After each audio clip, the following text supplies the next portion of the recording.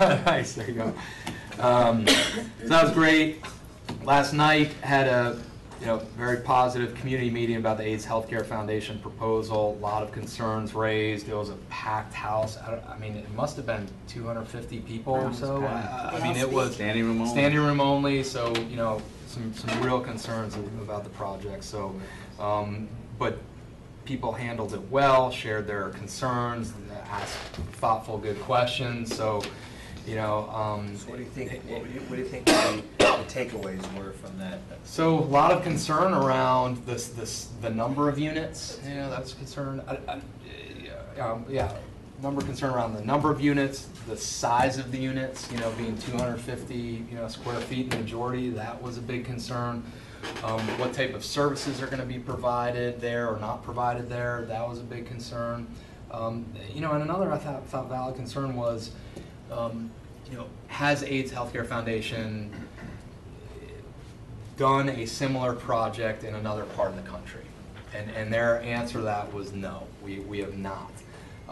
And so there was a lot of concern around, okay, so we, Fort Lauderdale, would be a guinea pig in effect for this project, and just there was a lot of concern around that idea as well. And then the last piece was in the kind of initial paperwork that HF did.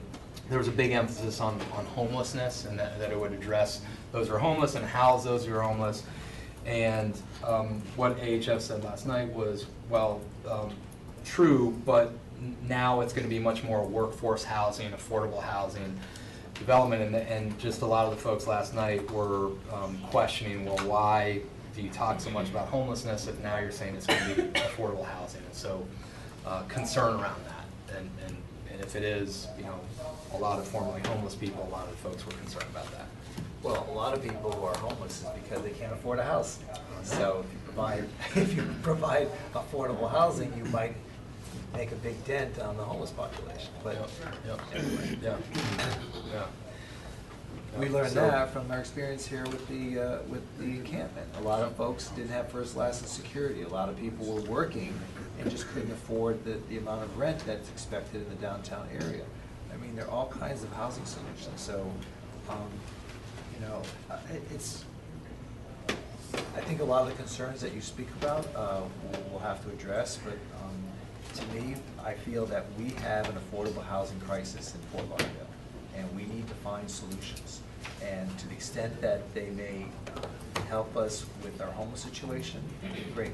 To the extent that students may want to live there while they're going to college downtown, great. To the extent that there are people who live on minimum wage and can't afford the types of rents we see downtown, but need to live near where they work so they don't have to spend lots of money for transportation that may or may not exist for them, great. So we have an organization that's come to our community and is saying, look, I'm willing to invest a lot of money in your community because we feel your community is worthy of this initiative. So I'm not saying that what they propose is perfect, but I do believe that we should try to work with them and partner with them to hopefully make this a success for our community. So hopefully that's a takeaway that we might be able to rely upon as we go forward. Well said. Well said. Thank you. Because what we've been struggling with is when we get our allotments